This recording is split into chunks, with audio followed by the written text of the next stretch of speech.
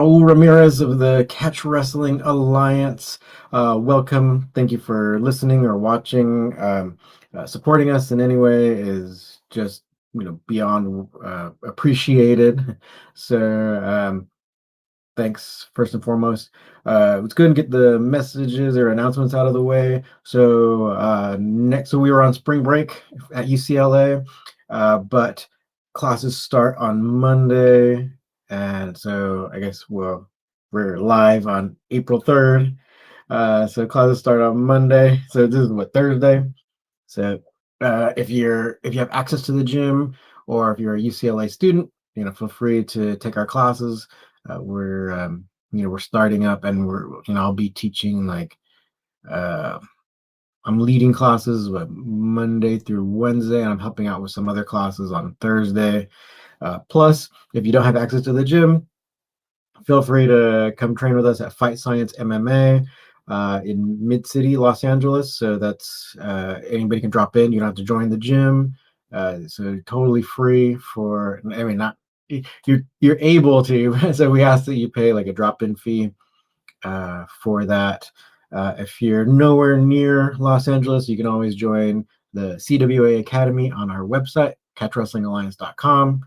We also have one-off courses there. The one I can't recommend enough is our Pressure Pass System Volume 2. That's stuff I use like all the time in jiu-jitsu classes and jiu-jitsu competition. So that is also on our website. It's a one-off class. You don't have to join, or there's no membership or anything like that. But also, if you want to just support us, you can also support us on our YouTube channel. We have different tiers and all that. If you have something to teach online, you can always use our Kajabi 30-day free link in the show notes. Feel free to check it out.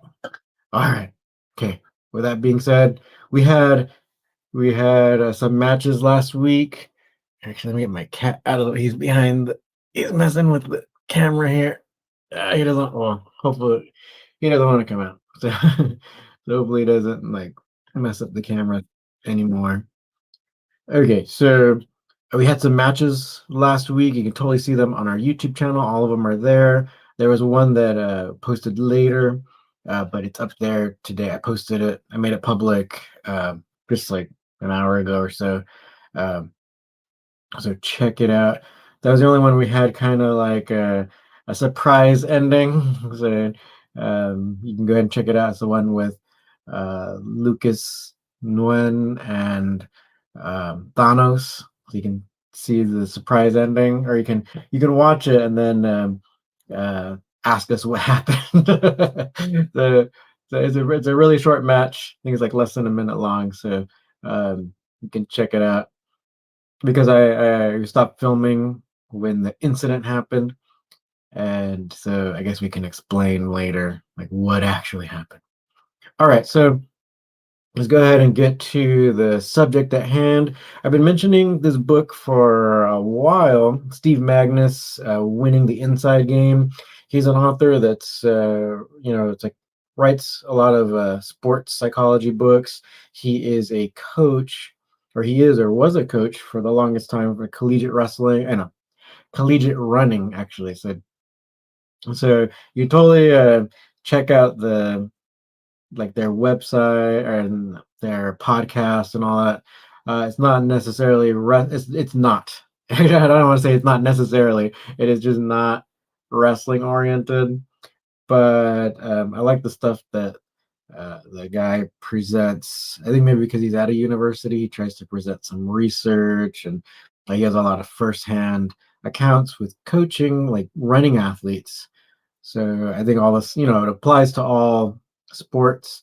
So he has a chapter in his latest book, Winning the Inside Game, that is about losing and how to lose well.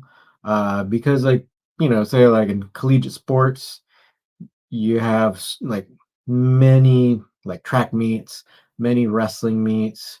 If you're doing jujitsu, outside, and there's like jujitsu tournaments like every week. At least here in LA, there's like jujitsu tournaments like every weekend. or virtually every weekend.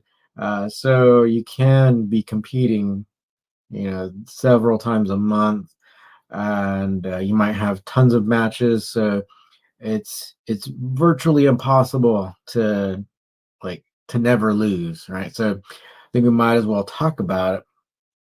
And so Steve, he put together like this PDF that's he of course if you get the book, it's expanded on in the book, but he put together like this short PDF that has kind of like bullet points about losing. So I thought, wow, he packaged it nice and neatly, so might as well present it to you. So hopefully it helps. So I have it here. So let's kind of go over the different points here. So of course you can just get the book itself, but so learning how to lose well. So that's his little extra PDF that he gives out if you get the book. So yeah, that's the other thing. So if you get the book, you can go to his website and like enter your receipt, and then you can get all these little extras. So this is one of the extras you can get. As I thought it was nice and short, so let's go ahead and break it down. So he kind of starts off talking before he gets to the bullet points.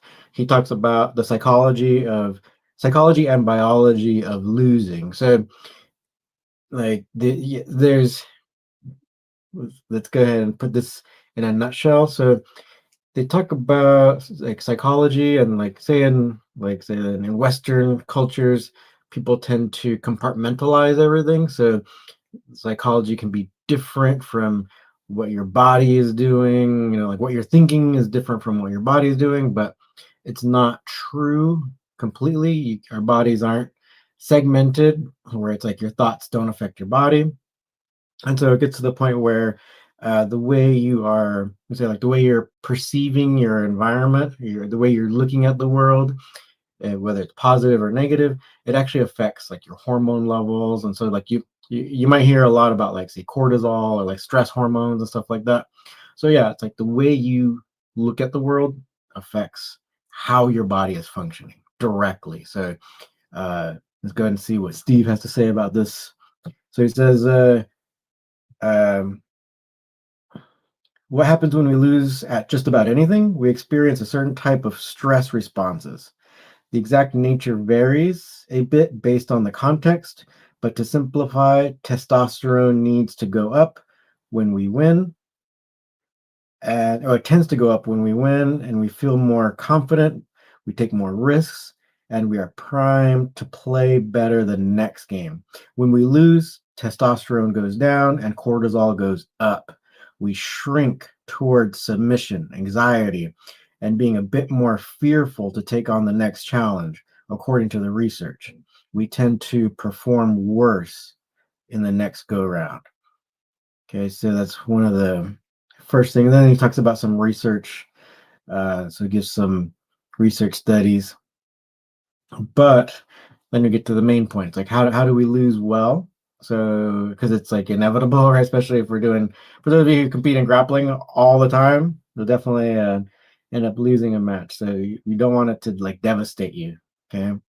So how to lose well? We need to learn how to lose well. If we don't, our high cortisol lingers and is even amplified by the constant rumination, right? So if we're always thinking about like, oh, we could have done this, I should have done this or should have done that. So it can really eat you up inside.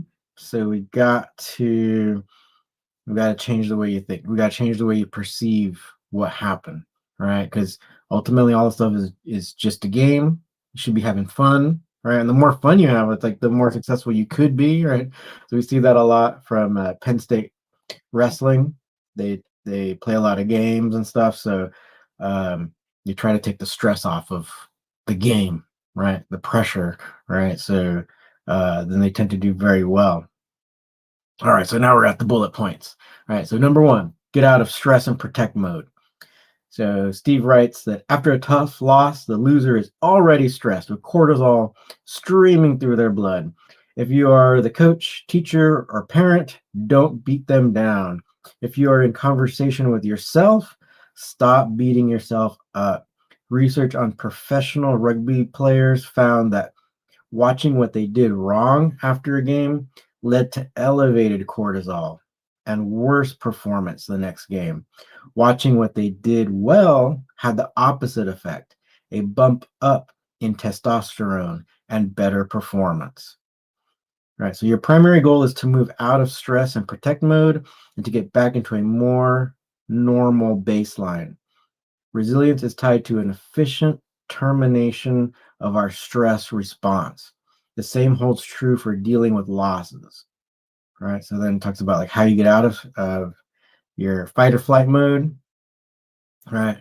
Um, so he kind of talks about it. One of the best ways to move from high cortisol to normal is to debrief with friends. So this is an important thing that's also kind of not talked about.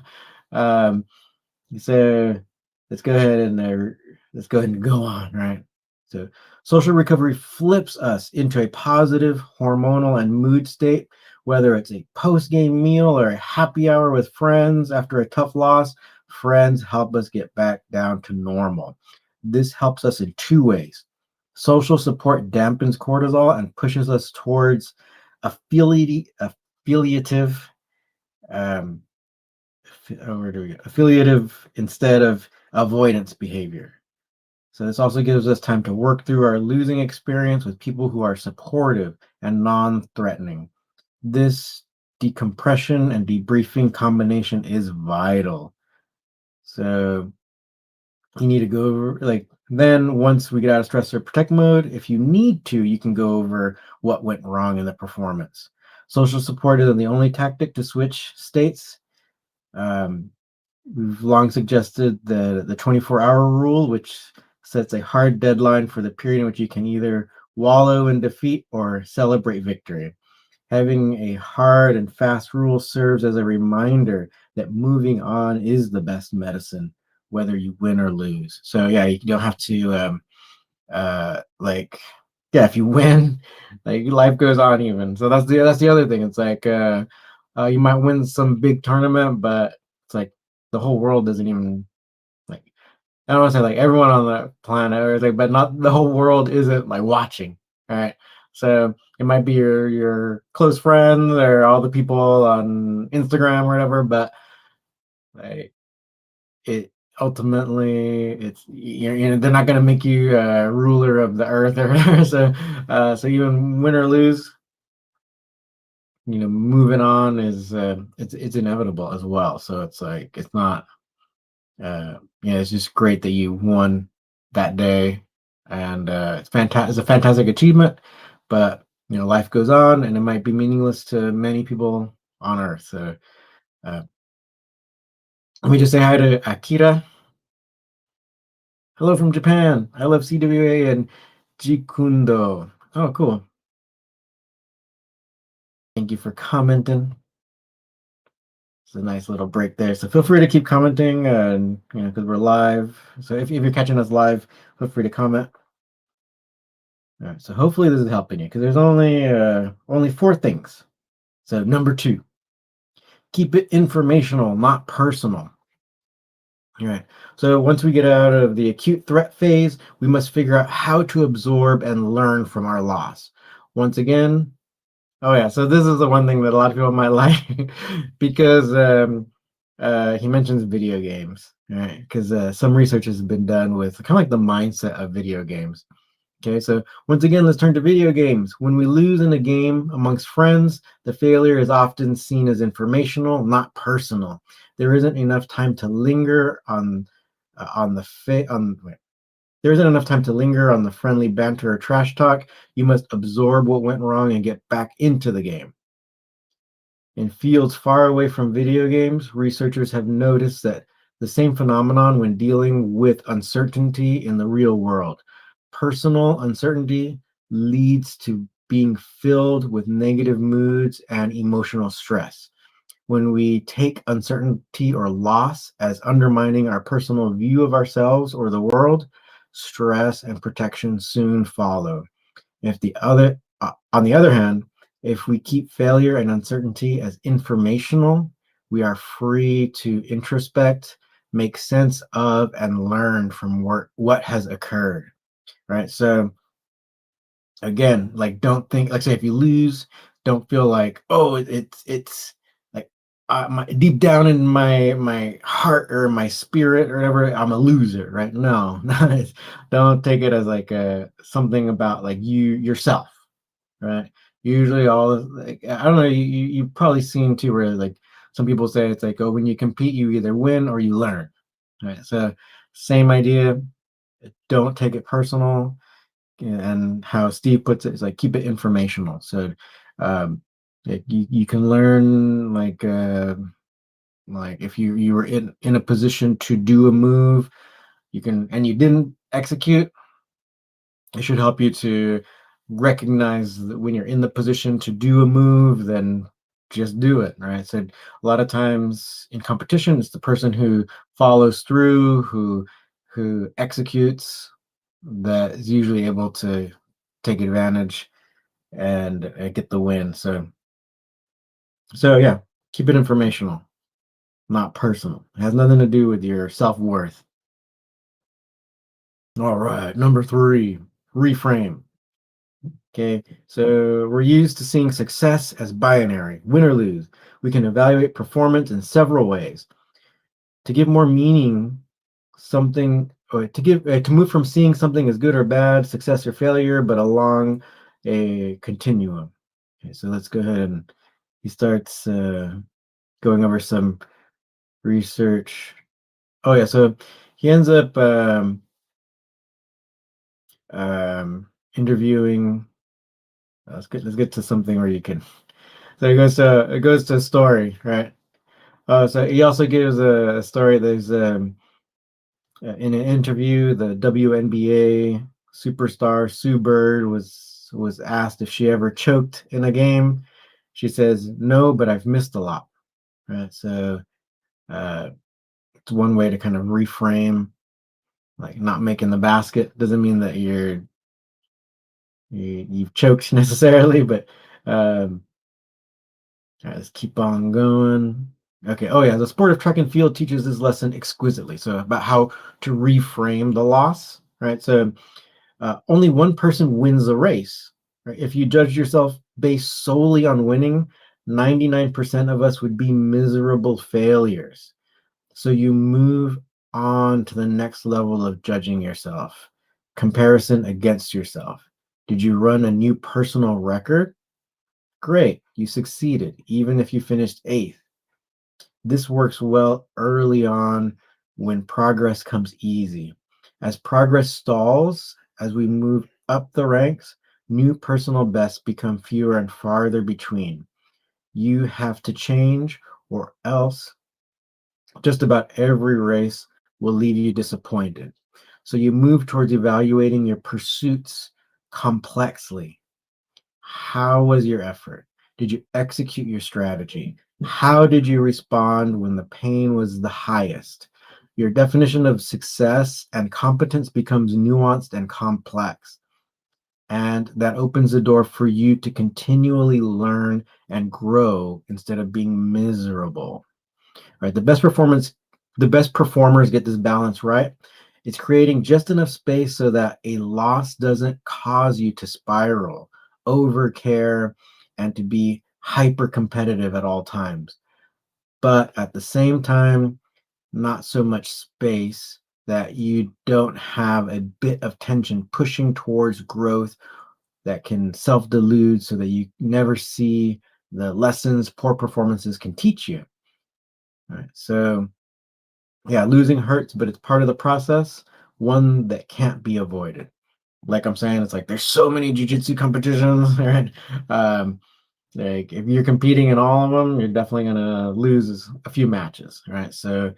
Um, so same thing, say like with collegiate sports, which Steve works in, they have tons of meets and stuff. So within their season, so it's like and like I think he has a good example about racing, right? So it's track and field. It's like there's gonna be a bunch of people in the race, and there can only be one winner. So um, same thing with tournament, brackets and stuff, where there'll be all these people in a division, and there's only one winner. So and I think people should look at. say like the ADCC trials or IBJJF, like world competition and stuff. So it's like the world tournaments happen every year, right?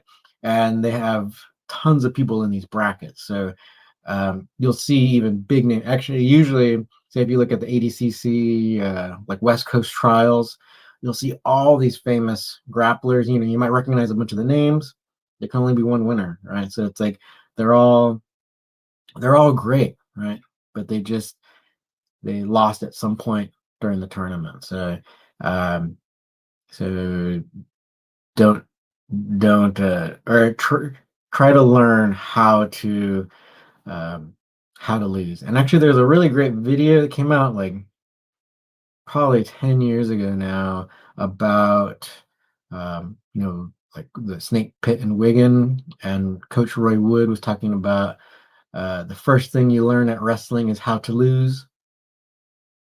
And it was a really poignant thing. And one of the things that he told me about how his coach Billy Riley would teach classes was that so I guess once you get really proficient, a lot of times you would have the one prep. They basically do Shark Tank, right? So it's like you have one wrestler going, and then if he beats somebody, he stays in, and then the next person and the next person until they get so tired that eventually they lose. Right. So one of the things is not only to teach like technique and all that, like trying to push through when you're tired, but to also have a loss right that night. Even though it's in the gym, might not mean so much, but you start learning that lesson where it's like it's not the end of the world. All right, the last point, number 4, from Steve Magnus: diversify your meaning. Losing attacks your status and sense of self, especially if you fail at something that is deeply intertwined with your being. We tend to think we need to be all in to accomplish anything. But the reality is that going all in all the time makes us fragile. A single failure or a poor season breaks us. We are far better off if we diversify our sense of self and from where we derive our meaning. It's not to say the game, project, or whatever it is we are competing in isn't essential. It's not the only thing that is important. Putting all our eggs in one basket pushes us towards fear and failure, which is a much more vulnerable state of mind and often pushes us towards desperation. We're much better off striving for success while knowing that even if we lose, we'll still have our role as father or mother, teacher or mentor, and so on. We all play multiple different roles in our lives, and after a hard failure, it's time to put another hat on. Lean into your role as a mother or father instead of as an executive. You get the point. Or athlete or whatever. So, all right. So, he kind of gives a little conclusion paragraph. Let's go ahead and read it. It's just a couple of sentences here. So, getting out of the stress and depressed mode often after. Sorry, I'll start again. Getting out of stressed and depressed mode after losing allows us to bounce back to a state of mind where you can not only move on, but also see clearly what we can learn from the failure and see how we can grow. Creating space between who you are and what you do, and having multiple sources of meaning allows you to occupy a place where, of course, you want to get better, but it's not the end of the world if you suffer defeat. You can more easily get back to normal and then evaluate what went wrong with a clear mind. We do our best when we are challenged, but not threatened. Let's stop setting up ourselves and others we lead to live in a world of threat. All right, so that was a little side thing that Steve put out to accompany his book, Win the Inside Game. You can totally get it on like Amazon and wherever online. So yeah, I like his books, and this one was really interesting though too because he actually was part of this huge he was one of the whistleblowers in this huge scandal against Nike and stuff. So he mentions it. He talks about it in that book. So I don't know if like it might not have been the biggest news, but in athletics, it was kind of big. Like I think like Nike created their own like training center for like track and field athletes and all that, and then they all of a sudden like all of a sudden they were like caught up in doping and stuff. So um, it didn't end up the way a lot of people were thinking. So Steve talks about it all in his book and how he became a whistleblower of that whole training center and all that. So there's a lot to the book besides like the whole idea of like understanding winning and losing and how to approach training. And so it's not just like the psychological aspect, and the psychological aspect isn't completely different from the physical or say like physiological aspects. So it's like how you perceive the world directly affects like the hormones, like the stress hormones. So like how he mentions like talking with your friends or hanging out or even trying to set a firm deadline. Like say if you want to feel bad about yourself after a loss, try to keep it only with 24 hours. Like that's Steve sets that 24-hour limit. But he says for win or lose, it's like you can celebrate for 24 hours or you can feel bad about yourself for 24 hours, but you gotta start coming out of your shell. If you've lost, start talking to your friends who are supportive, and um, you don't have to dwell on what went wrong, but think about all the stuff that went right, and then you'll be more clear-headed, and then you can truly learn from what happened instead of just feeling like stress and threatened. And so this is the mindset that you kind of want to be thinking about with regards to competing. So like I said earlier, like if you're doing like no-gi or whatever jiu-jitsu tournaments, there's so many, so you have all these opportunities to take a loss here and there, right? Or especially if you're doing those difficult ones. So like I feel like ADCC really brings out a lot of the most difficult, or like not what's it like the better grapplers. A lot of the better grapplers compete in ADCC. So and the rules are pretty free, right? So like a lot of people in there are really tough. So you'll probably take a loss, right? And you see how like in the trials, tons of people show up, tons of big names in grappling show up, and only one can win. So even like the biggest names take losses in ADCC. Same thing in, of course, IBJJF, but I think I like the rules of ADCC a little bit better. So and so there's a little more. I feel like it could be a little more aggressive because IBJJF has a lot of rules on leg locks and stuff. So other things too, right? And really highly point oriented. And I know that ADCC does have points and stuff, but it's a little different. So, and yeah, it's like I don't even understand it completely, but like if you're really aggressive, even if like you're getting taken down, you can like not give up points, right? If you're attacking back, right? So if you're getting taken down, and you start grabbing their arm and going for a double wrist lock, then they don't really count points for that takedown. So it's different from IBJJF. So yeah, hopefully that helps. The main thing is not really intertwining your whole identity in that sport, right? It's fun, it's a game, and don't think that you don't have to try hard. You still want to be trying hard, training, learning, having fun.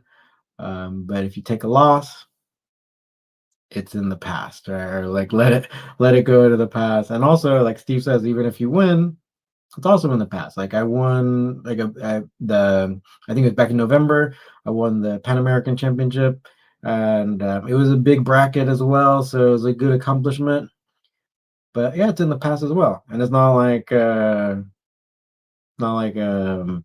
I'm the president of the world now or anything like that. It's just it was fun, and did well that day, beat a bunch of guys, and it's in the past. So I do it because it's fun. I like no-gi. I like catch wrestling. And speaking of that, we're gonna try to do more catch wrestling matches. I'll see how often we can do it. It'd be cool if we can do like one event every month or something.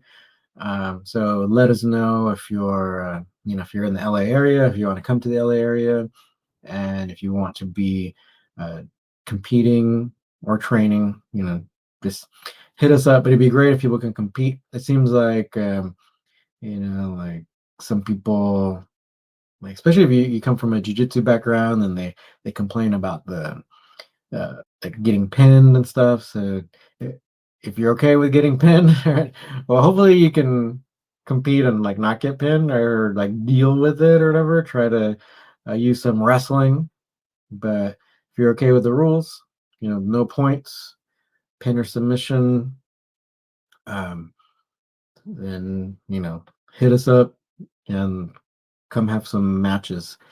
Basically, it all helps the sport. Yeah, nothing to be scared about. And like I was saying, the whole point of this is like even if you take a loss, it's not the end of the world.